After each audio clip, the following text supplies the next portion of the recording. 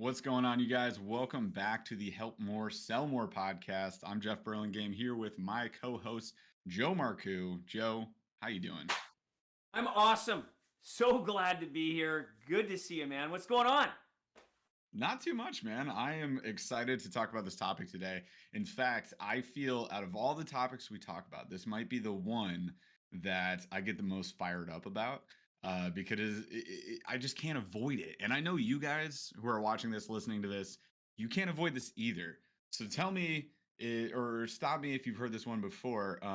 I can get you 100 leads right now for $99, right? Or any sum of money or any other sort of gimmick. If you've been scrolling Facebook, Instagram recently and you're a business owner or you're in the business of selling, which I feel most of us are, and we've talked about that on the show before, then chances are, because of how intelligent the AI on social media is, you have encountered this ad before. And not from one, not from two, not from three gurus, but from 1,000, Oh, right? yeah. Does it sound familiar, Joe? Oh my God. Of course, everybody, even when I'm speaking with people and they're saying, yeah, you know what? I just need more leads. I just need more leads. Yep. Really? So what you're saying is you want to have leads. The question is, do you want to have quality leads? Do Yeah, you just want to have more work at a high cost? Like it's exactly. crazy. It's crazy. And I know where you're coming from because everybody is now a self-proclaimed expert in lead gen. Yep. And yeah, and they're from all over the world. They're from Yeah. all over the world, man. And they're 16 years old living in mom's basement and they're They lead figured it gen out. experts. Yeah, they Yeah. figured it out, man. No It problem. it surely is the hottest topic in, the 2020s so far is like marketing lead gen gurus, man. And I just cannot escape it. But here's my question, especially to any of the clients I work with. What are you going to do with those leads? What are you going to do with them? If I gave you 100 leads today, and actually, here's an even better question. Could your business survive if I gave you 100 leads today? So it's a matter of whether or not your business will survive with 100 new people, or if you can even close any of them, any good percentage of them. And to your point, like, are they quality leads? Are these people who are actually seeking the service or the products that you offer? Or are these people that were somehow algorithmed into your situation and all of a sudden they've been blindsided?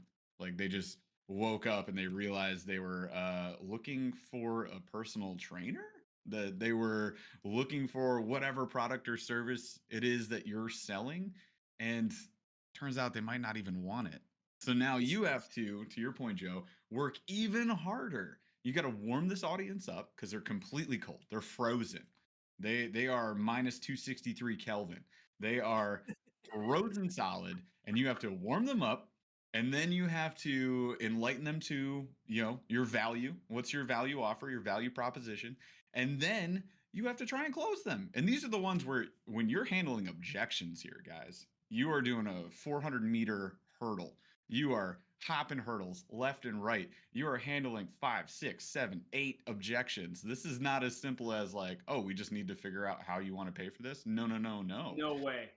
It's No way. And then this is the crazy part. What does your organization look like? I yeah. mean, do you have a team of people? I mean, these are 100 leads. We're just using the number 100 as an example. Yep. I mean, you could even get 20 leads. The question is, are you an army of one really? Like are you a solopreneur? Or do you have a couple or three or four or five people that are part of your team that can handle the onslaught of these leads? And again, these are cold leads. So you've got to build up KLT. You've got to build up know, love, and trust because people aren't going to buy from you if they don't know, like, or love and trust you. So within all of that, you have to ask yourself, do I want to have this onslaught of leads, which will be a shit ton of work, or do I want to have quality leads? And here's the question.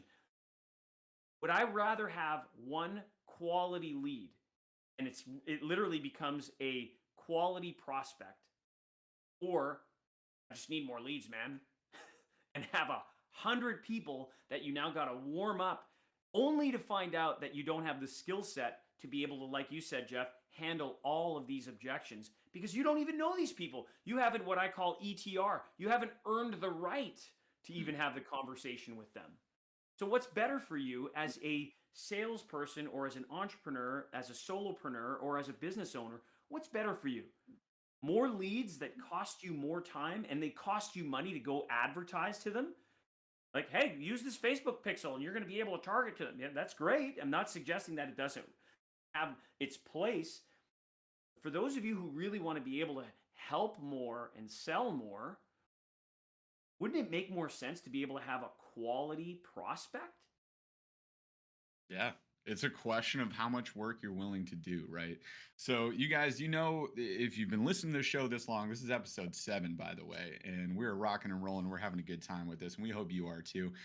Be sure to subscribe if you enjoy the content, and be sure to drop us a 5-star review. This helps us out a ton, and as far as just searchability on like Apple Podcasts and Google and so on and so forth. So, if you enjoy the content, be sure to do that, and be sure to share this with anybody who could use actionable advice, because that's what we provide here. That is our goal. That is our purpose. That is what we do. Actionable advice to help them improve their business and move themselves closer to personal wealth, because that's what we intend to do here and help you help more people so you can sell more and be more successful. Now, we've got some action steps coming from you in hot today. You're going to get some stuff out of this for sure. But let's start the show the way we always do here, Joe, with a little story time. Right. So the story time today is going to be on a time that you can remember, that you can recall in your sales experience where you've wasted leads, that you've gotten these leads and maybe they were low quality, maybe they were high quality, but like your sales process was not built to handle them at that time, at that moment. So you therefore wasted them. Can you think of a time like when Oh that my happened? God. Yeah, earlier on in my career, and this is where, one of the projects that I'm involved in the industry of sales is lead cycles. And so here's the perfect example. How many of you have ever been to a trade show or have had a booth at a trade show?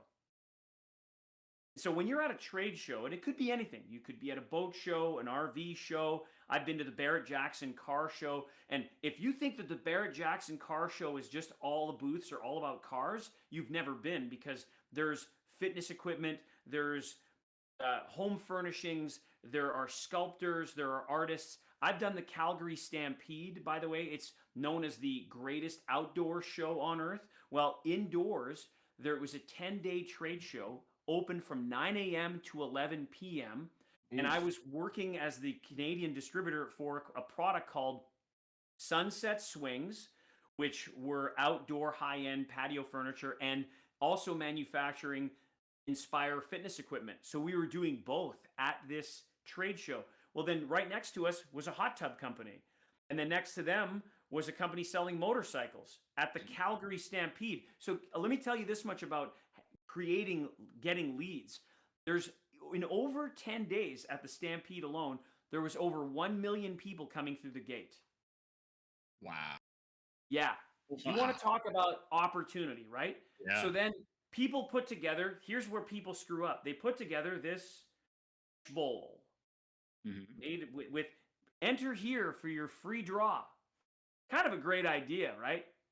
And Yeah. after 10 days of having literally hundreds of thousands of people walking past the booth, of those hundreds of thousands, you might have several thousand that are filling out a piece of paper and putting it in the fishbowl.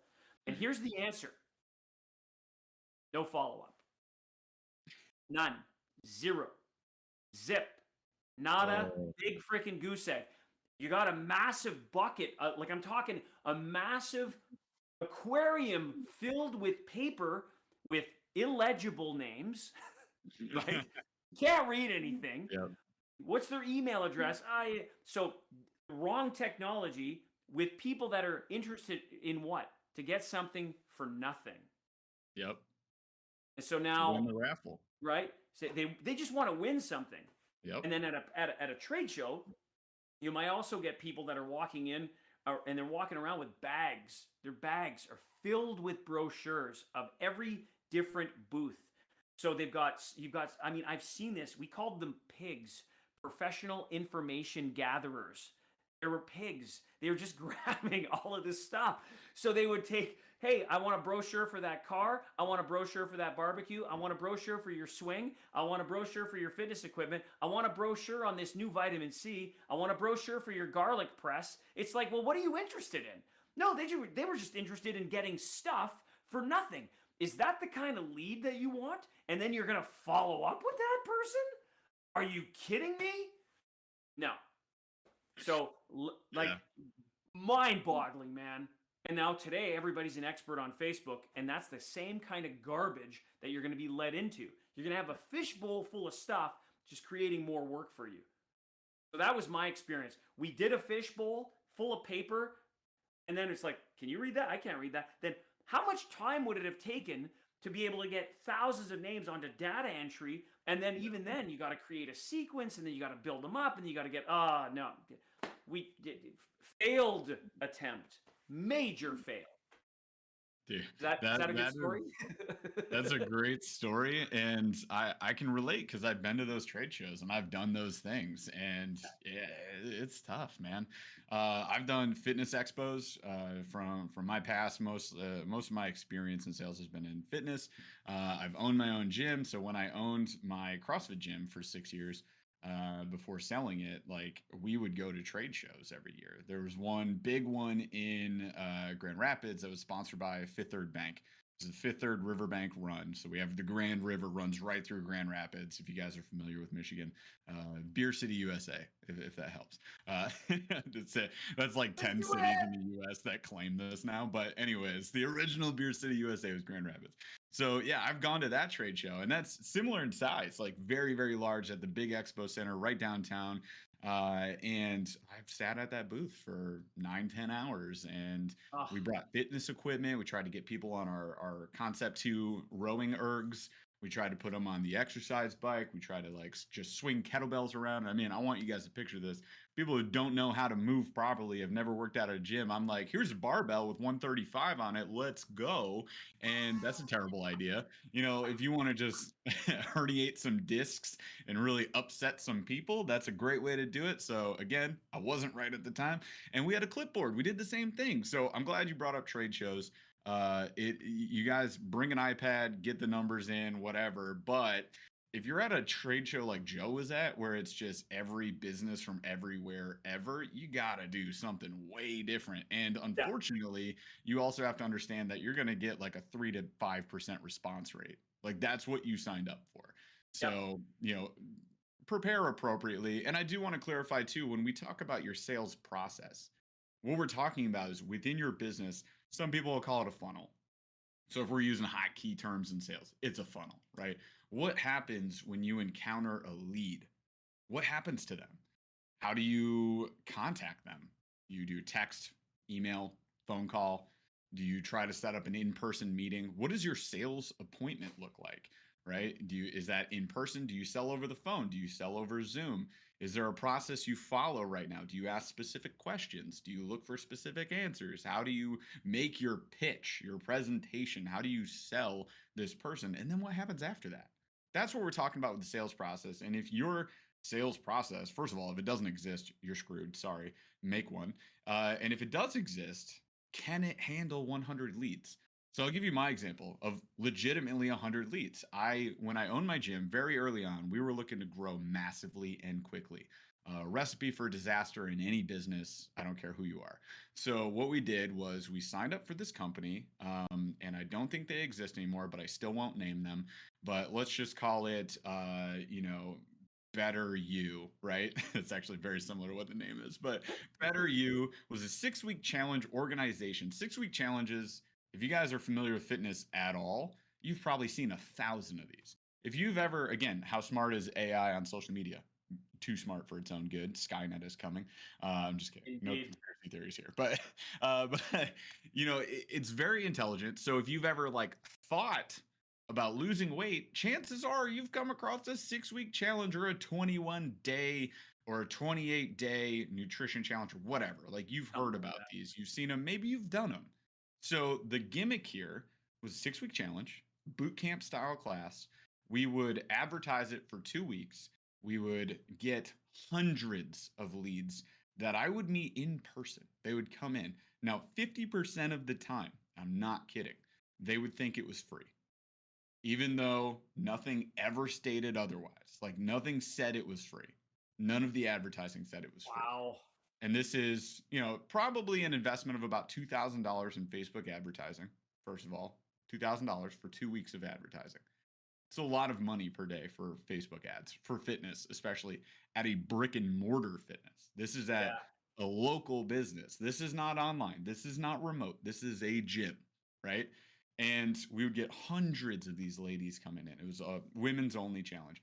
And they would come in, we'd interview them, that was the sales process that we had to use. I had to separate myself from mine to do this quick speed dating round kind of approach to it. 15 minutes to interview them to see if they're a good fit. Of course, they're all a good fit. We're trying to sign up all of them if we could. Like, why wouldn't we, whatever. Like, so that's the approach we had to take with them. It was very quick. There was almost no way to build up, no love and trust, right? KLT Uh, was as very you're talking, good. Jeff, I'm telling you, I'm just feeling Are the you word cringing? that comes up is like it's icky, dude. It's It's that. it's claustrophobic, man. Like it's Ah, terrible. So I get the same feeling, man, when I ugh. think back on it. And I ran this challenge, by the way, like 6 times over 2 years. Okay, so Oh this is man. one time you get each time hundreds of leads, hundreds of ladies coming through to do their interview. I meet them for 15 minutes. Half of them think it's free. I have to say it's not free. It's $250. And then I have to try and sign them up from there. Talk about tough sales situation. This was intense. Now, here's where it gets bad. 50% thought it was free. Most of them didn't sign up. The other 50% knew it wasn't free. However, we're hoping it was 30 bucks. So now I have to upsell them essentially from $30 to $250. And our goal is to close like 100 of these ladies. This is Wow. exactly where the idea for this episode came from, is from this experience I had. Now, these are all extremely low quality leads. If they signed up, the chances of retaining them after the 6 weeks dropped to 10%. Oh my God. 10% retention. I want you guys to think about that. In a business like a gym built on retention. Now, not all businesses out there are built on retention. However, we're going to talk about how retention plays a role for all businesses later, in Mm-hmm. terms of referrals and repeat business. That's what I'm talking about. But my business was month to month, reoccurring. So it's retention based. I have to keep those clients to have a reoccurring revenue that I can rely on as a business owner. And I'm a small business. So when I lose 10 members, it hurts. Yeah. It stabs Yeah. me right in the liver. It's not good, right? So we need to keep them.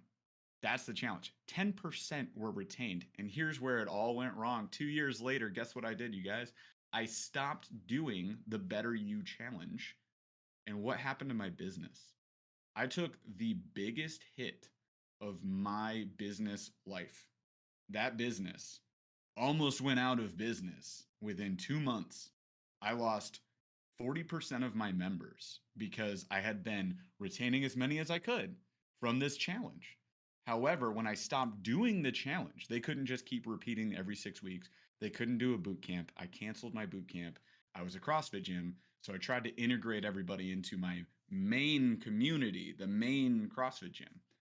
And I lost 40% of my business. I want you to look at your business right now and imagine, again, I'm small business. We're doing 20 to 25K a month in revenue. 40% of your business goes out the window, but your expenses don't change because you're still running Oh my your God. business Yeah. as if you were at 100% of revenue. What would Yeah. this do to you guys? That was the Uh, roughest time of my life, and the obviously, almost put the nail in the coffin for my gym. It was an insane time to get through, but it all was like just this cascade effect that started 2 years earlier with taking on leads that were extremely cold, should not have been with me to begin with. yeah. And I worked my butt off for 2 years to keep as many of them as I could. And it all was for naught at the end, right? And that's what we're talking about, you guys. We want to help you understand the difference between good quality and low quality leads, hot and cold leads, how you can get warmer to hot leads instead of these cold leads, and how in reality you don't really need 100 new leads or any arbitrary number that you want to choose. We're just using 100 as an example. You need a better sales process so you don't waste as much time, spend as much money, and you end up with better clients who do repeat business, who give you Yeah. referral willingly, lovingly, because they know, love, and trust you.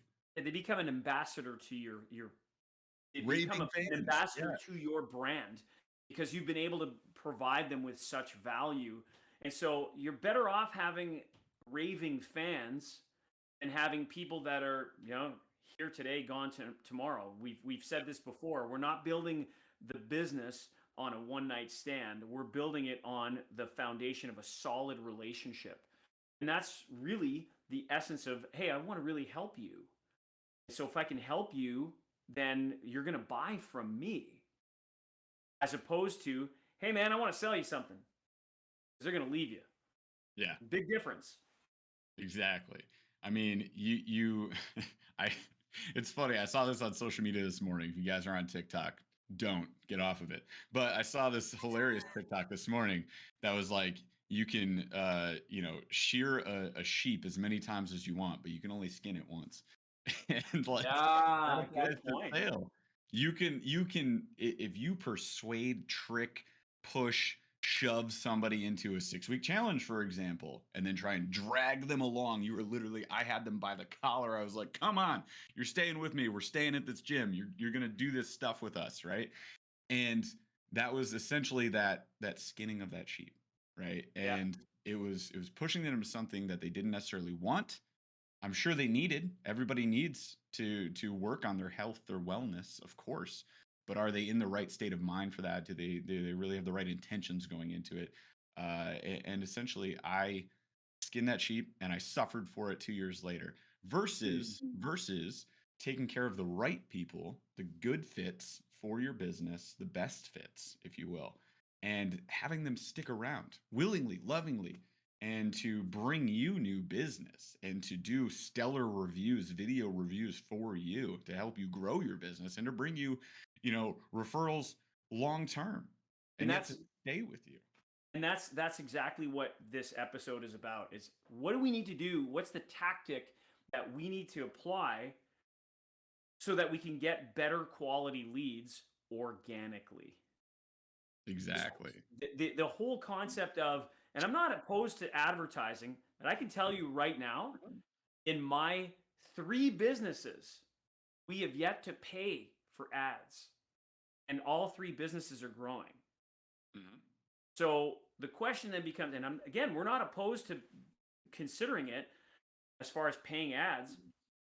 It's obviously there's so much static out there with paid advertising, and then I'm good with it if I'm going to be able to get quality leads. We're at a point right now where we have to ask ourselves, do we have the organization and the structure to be able to handle the onslaught of multiple leads? And I remember being in a mastermind where a guy, he was a solopreneur. He advertised on Facebook. He ran a Facebook ad for 3 days. He ended up getting 26 leads. He turned off the ad. He was in a panic. He had too many What do leads. I do? Yeah. Right. I don't have time to even contact them. I get this all the time from gym owners. Is we'll turn on Facebook ads and they'll turn it off and they keep on off. And And Facebook frowns on that. that's not how that's supposed to work. Yeah. Exactly. It's not an on-off switch. You Right. are not supposed to do that because your ads learn. That's the AI. So the Yeah. AI is supposed to stay on and learn. And when you turn it off, you injure, you hamper that ad. You're You're not supposed to. penalizing yourself. You're penalizing yourself. So And if you can't so, handle 26 leads, don't turn the dang ad on.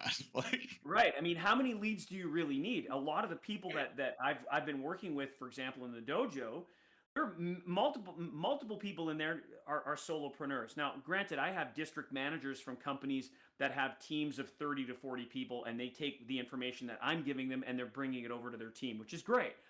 All things being equal, the majority of the people are sales professionals or people that want to learn a high income skill which is why we're hoping you're listening to this podcast in the first place. You want to be able to take this skill and apply it to helping other people and helping yourself in the process. So here's something that I can tell you most people are not doing enough of, based out of fear.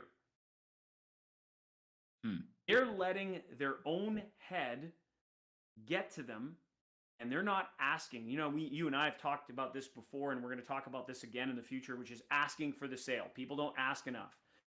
And now you've got people that have already given you their money because they know, like, and trust you. And what happens is, in product sales, oftentimes people will ask for a referral at point of purchase or a testimonial. In fitness and health sales, for example, if you're doing coaching, you would then say at that point of purchase, "Congratulations, Jeff. It's awesome that you're part of this family now, and you're going to love this coaching. Can I count on you in a few weeks once we've crushed some of these results for you? Can I count on you that we could do a testimonial and even ask you for a couple of people that you know that would be a great fit for what we're doing?" Here's the thing. That's one ask.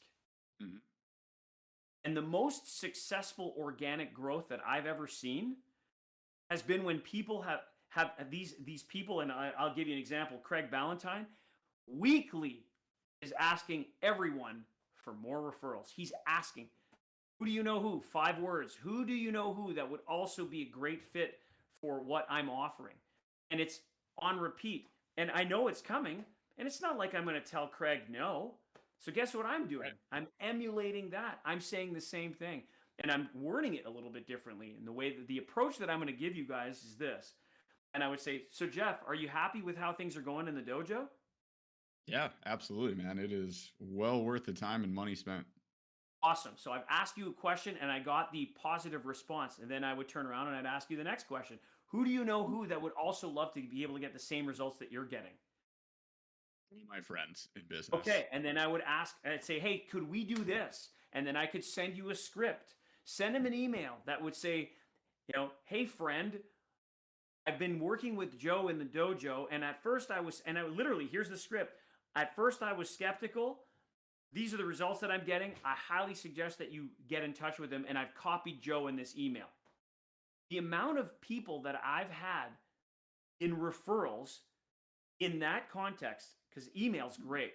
And I do this all the time as well. I become the connector. And this is a whole other thing about networking. If you connect people together, you want to get organic growth, it would be, hey, Jeff, I want you to meet my buddy, Chris. Chris, meet Jeff. So this is the subject line is Jeff meet Chris, Chris meet Jeff. And then the body of the email is Jeff meet Chris, Chris meet Jeff. I want you guys to connect because of blah, blah, blah, blah, blah. And here's the thing, and here's the benefits, and I hope you guys do awesome, right? And I just get out of the way. And what's interesting is that warm connection, they'll remember, and they'll do the same for you. And these become organic leads. And you have to remind your existing customer base, people who know, love, and trust you, on how to do that. Because we can't assume that people are just going to get off their ass and do it for you. They're not. Your business is not their business. Your business is your business. So if you work for a company and you're a salesperson or a representative for that company, even if it's not your business, guess what? It is your business because your territory is your business. When I was a factory rep in my career, I looked at it as that my territory and the customer list, they were my clients. And instead of just selling them stuff, I was providing them value, and then I would ask them 5 words. Who do you know who? There are 3 R's that I can think of right now that most salespeople and business owners neglect. And that is repeat business, number 1, reviews, and referrals. Yeah. And that's what we're talking about. So if you are not focusing on those 3 R's, write them down. And then every week, every month, every quarter, I want you to tally up the number of each you get. right? Now, if you're in a business like I was with the gym, your repeat business is just recurring. It was auto rollover. Like all my members would just pay the next month automatically. It would be drafted from their bank account unless they canceled, right? So my repeat business number was more of a retention, or even on the flip side of that, attrition number that I would look at. How many members would I lose per month? And trying to prevent that number from going over a certain limit, right, would be extremely important. If you guys are in the business of selling a product, it's repeat business you're looking at. If you sell cars, repeat business is a thing. Yeah. Family business is a thing. Extended family, coworkers, friends, like come on. Real If estate. It's real a estate, yeah. recurring revenue business because you have to look at it in the sense that, hey, you know what? Not everybody lives in the same house Hmm.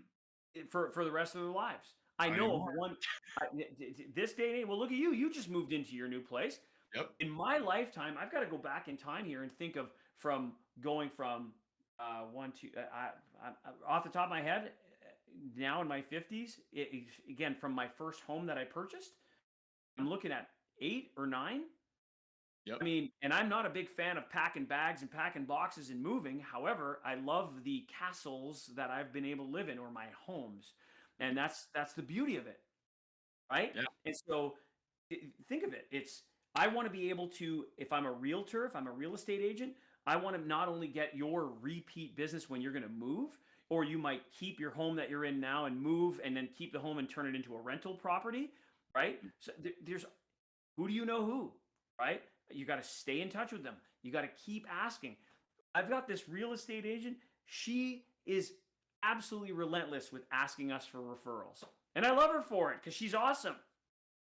Yeah, that is definitely the way to go. And I can tell you guys, I use the same commercial real estate guy for my gym, which moved 3 times. And he helped me lock down all those deals. And I always went back to him whenever I considered, like, hey, should I buy a building? Like, what's available? I had him looking around for that. The real estate company that got me into my first purchased home with my family, I would have reused him. I would have used him. It's just real estate is also kind of territorial. So when he couldn't help me move to where I wanted to move, then I reluctantly had to switch over to somebody else, but would have gone for that repeat business. That said, I still get like his postcards, like he knows where I live. Oh, sure. Um, but I'll say like know, like, and trust, right? This guy knows the names of my kids. He knows the name of my wife, and we had like 2 interactions. The dude remembered our names. And we've said this before, what's the most beautiful sound in any language? Your Person's own name. name. Yep. That's it, man. So, I mean, imagine that, right? So, keeping these relationships. Now, try to make that relationship with somebody who knows nothing about you, nothing about your industry, has never heard of your business before, doesn't care about you at all, probably doesn't even want the Good service or product luck. you're offering. They just encountered you via a Facebook ad that you paid Mark Zuckerberg for. Yep. That's where you're at, right? Like, that's hard. You're working from ground zero. It's like with this organic traffic that Joe's talking about, instead of starting at ground zero, you're starting like way up here. You're at Yeah. like 80% of the way already because their best friend, coworker, or family member knows you, worked with you, enjoys what you're offering. And to Joe's point too, like they're not just going to grab the megaphone and shout on top of a mountain the name of your business and how good you are. You have to give them the megaphone, and then you have to also give them the script. Hey, by the way, Reminder. say this, Reminder. tag me. Yeah, that's it. It's literally It pull takes out the work. ball peen hammer. Pull out the ball peen hammer and hit him over the head with it again and again and again and again and again and again. And reminder, reminder, repeat, repeat, repeat, repeat. And the beauty of that, Jeff, is that don't let fear interfere. I, Don't let fear interfere because if you're afraid to be able to ask for somebody for a referral, you're not getting it. Mhm. You get it? When I say you're not getting it, I'm not saying that you're not understanding it. I'm saying you're not getting it. You're not getting the referral because Yep. you're not asking for it. That's exactly it. And I'll tell you from my experience with gym owners and personal trainers, for example, is that they're afraid, and maybe this is you guys, like, so pay attention here. They're afraid to ask for the referral Because this person already paid me. I can't ask them for anything else. They paid me money. I feel bad. I feel like I'm asking for a handout. I feel like I'm asking for help. Yeah. I feel like I'm asking them to do extra work. And they're paying me. Like, this doesn't make sense. It's not charity, you guys. It's not a handout. It's not a special favor. Like, at the end of the day, they are essentially doing you a favor. But trust me, if your business, if what you're delivering is good and they are happy, go back to Joe's example. What did he ask me first? How are you enjoying your time in the dojo? And I gave him a positive response. Do you ask for a referral from somebody with a negative response, Joe? Hell no. Okay, we don't want that referral, right? That's not going to Right. be a good fit. They're not happy. I'll address the customer service first. How can we make them happy if we can? And if they're not a good fit, they're not a good fit. But you don't ask them for a referral. You guys, we're talking about your best clients. Who are your favorite clients? The ones who bring you joy when you meet them, the ones who are happy to pay the money. They don't ever complain about billing. They offer to pay more. That would be a good red flag for me. I'd be like, oh, this is an amazing client that I should definitely ask for repeat referral reviews, right? Business from. That's what you should be doing. Target them. And this is organic. So it is work. Like, and this is honestly why 99.9% of gym owners I talk to avoid it. This is why they avoid it because it's work and it's easier to pay Facebook. It And is. there's a timing of this that can also be incorrect, and I'm going to deep dive a little bit on this, Jeff, because it's Sure. important. And I'll use the real estate example, right? A realtor helps you buy a home, you buy the house, you move in, and now the realtor comes over for a visit. Typically, what a realtor does at that point is they come over for the visit, they look at your house, and then they go, who do you know who that could, right? And they jump in real too quick. Mm-hmm. Take a step back here, guys. Jeff's been, for example, in the dojo program for over 20 weeks. Mm-hmm. So I've earned the right because we see each other every week, every week, every week. Once you move into your home, if you're a real estate agent, you get your client to move in the home. My suggestion to you is you go and visit and you just pay a visit. Yeah. It's the And work. then later on you ask, not during that visit. Because what you'll do is you'll turn people off. So I get the understanding of I'm afraid to ask. Okay, I get it. It's later on. Once Mhm. you've truly built that know, like, and trust. So there is a tactful way to do it based on relationship as opposed to based on revenue. That's exactly it. And to the point I was making there as well, it is more work to get It those is. organic leads. However, you're going to get the highest revenue out of those organic leads because it's not about just that single purchase. Think about it. Like, if you get the repeat business, the referrals, the reviews out of this one person, that turns into more business. It blossoms, right? It grows, it flourishes.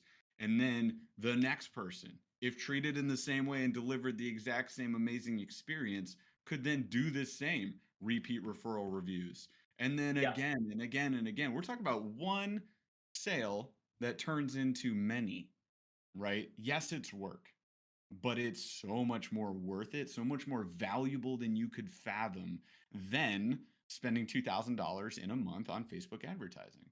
Well, And and you I said something that was die on pretty that hill. profound. You said something that was pretty profound earlier, Jeff, and it was the fact that this better you challenge. What it was is it created this unstable foundation in your business. Yes.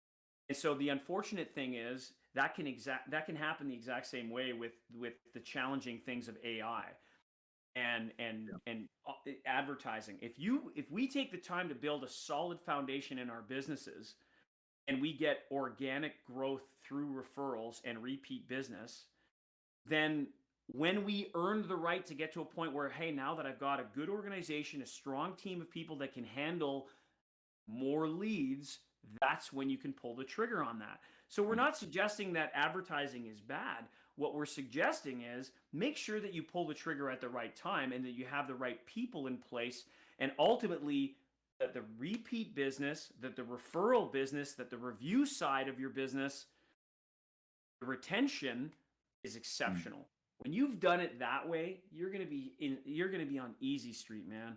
That's the key. And ultimately what's the bottom line? We need to deliver on the promise that we are offering. That's exactly it. I mean, I talk to business owners often when I'm working with them on mentorship calls about building that foundation. So I won't let them do Facebook advertising until they build that foundation because Yeah. of what happened to me. It's Yeah. essentially, you guys, the story of the three little pigs. You're going to get a straw house or you're going to get a brick house. If you build that foundation, you've got the brick house. If you just Exactly. skip, if you cheat, if you cut corners and you go straight to Facebook ads day one with your business, you're going to get a straw house. That straws and sticks, you're going to be in big Yep. trouble. It's going to get blown down. I guarantee you. I've seen it happen more than Same just here. I've my seen it. own personal experience, but I've seen it happen with other business owners as well.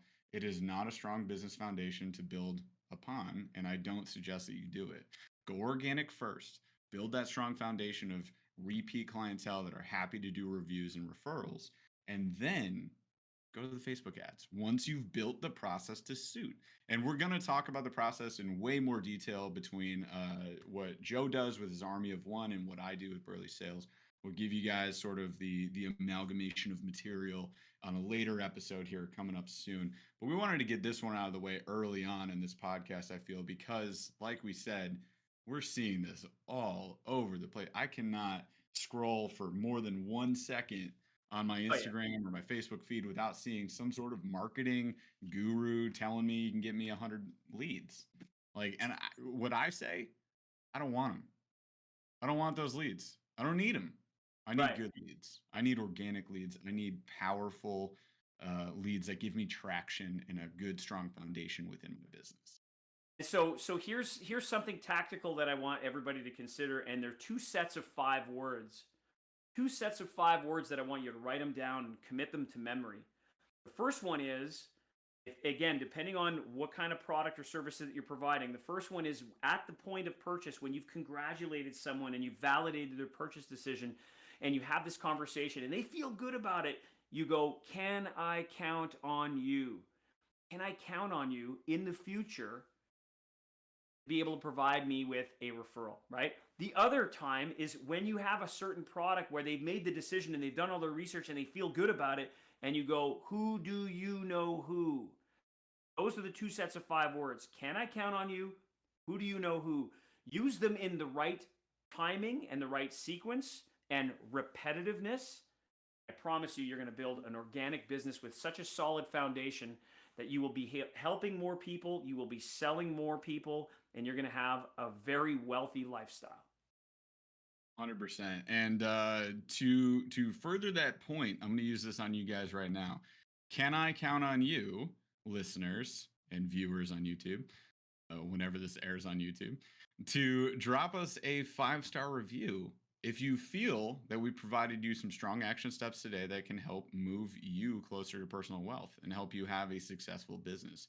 If so, please do drop that 5-star review. Please share this podcast with any of your friends in business or in sales or both, because they will definitely 100% benefit from this. I mean, I understand each episode you're getting like 1, maybe 2 action steps, but if you start adding these things up, if you start putting all these pieces of this big old jigsaw puzzle together, we guarantee you're going to be successful. 100%. So from us here, thank you so much for listening, you guys. Be sure to like and subscribe, drop the 5-star review. You can find us at sosdojo.com and at burleysales.com. That is your correct That is address. correct. You've got I it, did it. man.